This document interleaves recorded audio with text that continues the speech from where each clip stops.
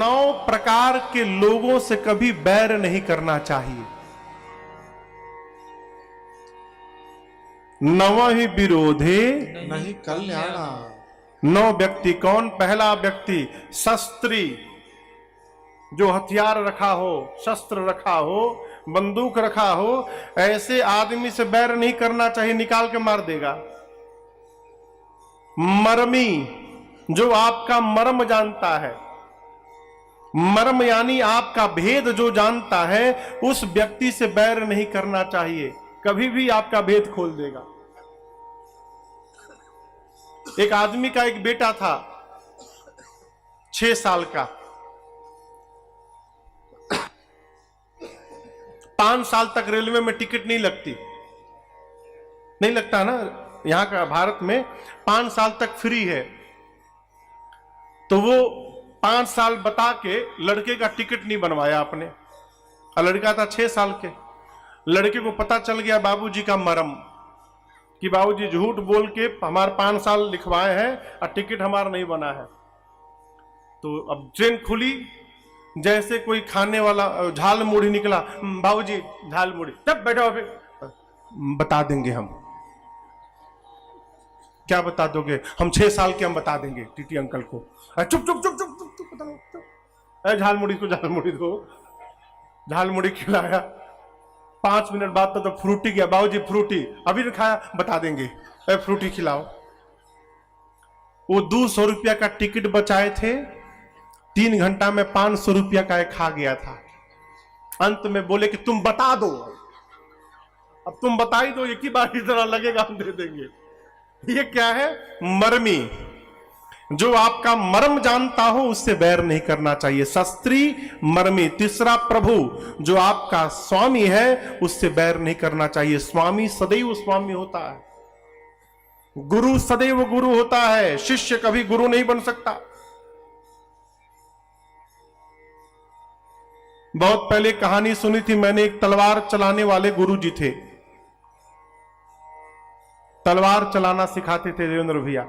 एक उनका बड़ा प्रिय शिष्य था, उसको जितनी कलाएं थी, जितने तरीके थे तलवारबाजी का, सब सिखा दिए।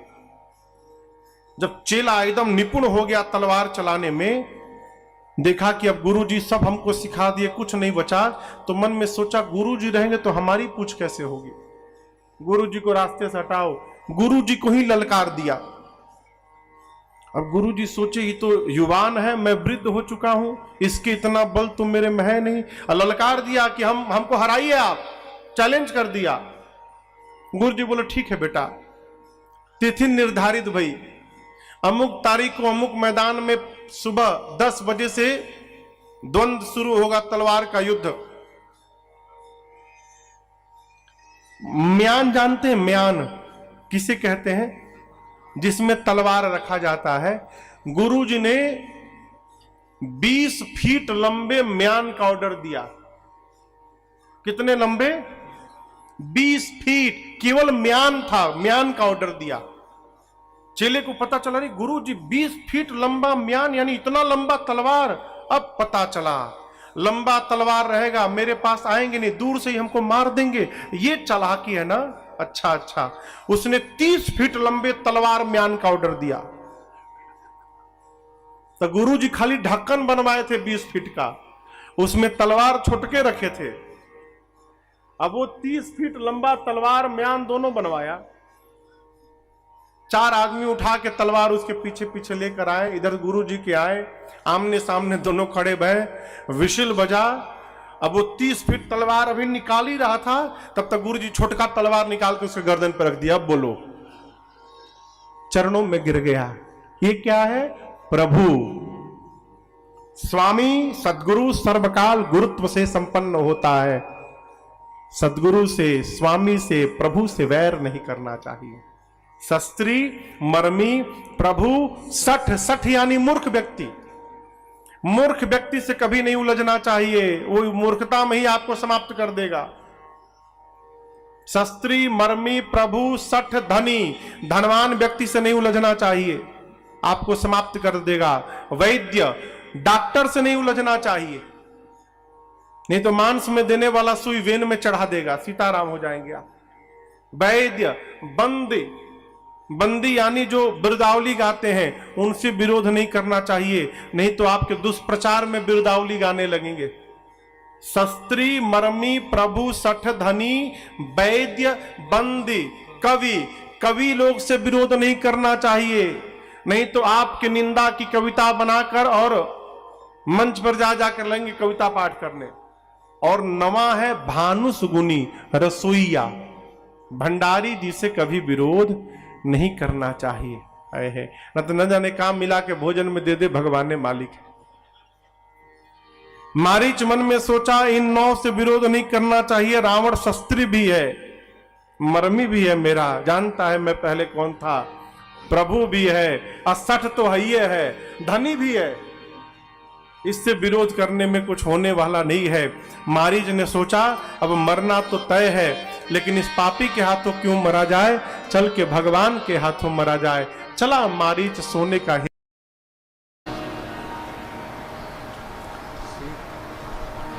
किसी कथा में कह दिया बाबा ने करुणा की कि जब तक दिन में कोई काम न हो रात को भोजन न करिए। श्रोता भी एक से एक महापुरुष। एक श्रोता ने खड़ा होकर प्रश्न किया, महाराज ससुराल में यदि है तो? ससुराल में तो कोई काम करने देता नहीं है, और आप लोग का ससुराल कैसा है ये आप लोग जाने, लेकिन हम बतावें हमरे ससुराल से बढ़िया किसी का ससुराल नहीं हो सकता। भाई जो है हम देखिए डर के मारे नहीं बोल रहे हैं, सत्य बोल रहे हैं। क्यों? मध्य प्रदेश में दामाद का स्वागत भगवान की तरह किया जाता है, आज भी किया जाता है।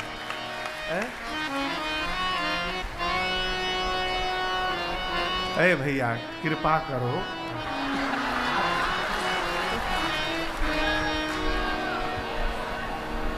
किसी ने कहा कि महाराज ससुराल में है तो वहां तो कोई काम करने देता नहीं।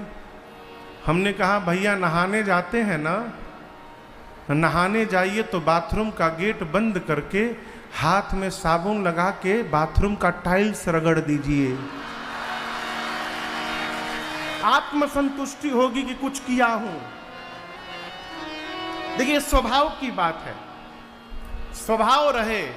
जिसके जीवन में आपसे निवेदन किया था, आपके हाथ शरीर में 2 हाथ है। कितने हाथ हैं?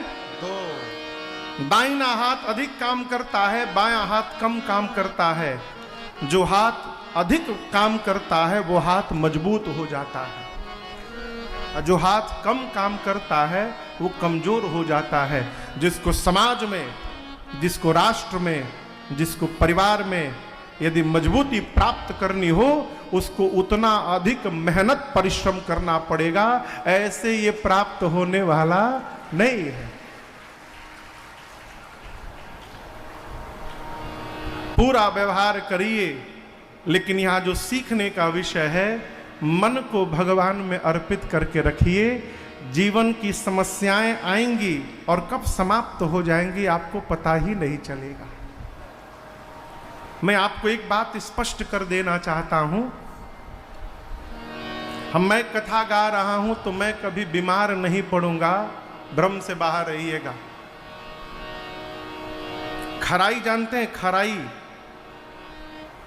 हम लोग भोजपुरी के शब्द है खराई, गला काट हो जाना। हमार हो गया है। क्यों? न सोने को मिल रहा है, न आराम करने को मिल रहा है। सुबह से लेकर रात लोग लगे हुए हैं, पूरा गला एकदम काठ जैसा हो गया, कड़ा। कथा गाते गाते 2020 में गले में नोड्यूल हो गया, हमको ऑपरेशन कराना पड़ा दिल्ली में, कोरोना के ठीक पहले।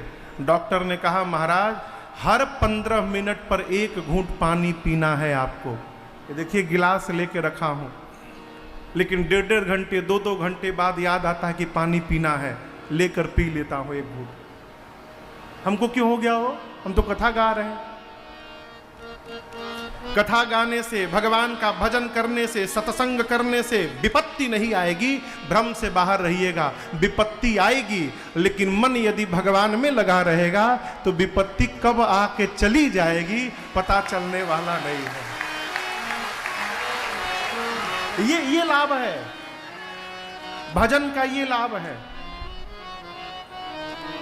प्रतिकूल परिस्थिति में जीवन की स्थिति परिस्थिति भले बदल जाए, जीवन का भजन मन की स्थिति को बदलने नहीं देता है। यही कथा और भजन का परिणाम है।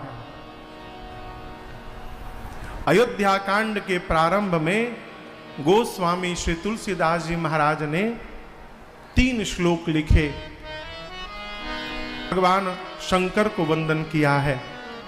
यशांके च विभाति भूधर सुता देवा पगा मस्तके, भाले बाल विधुर गले च गरलम यशोरसी व्यालरा, सोयम भूति विभूषणः सुरवरः सर्वादि सर्वदा, सर्वः सर्वगतः शिवः शशिनिभः श्रीशंकरः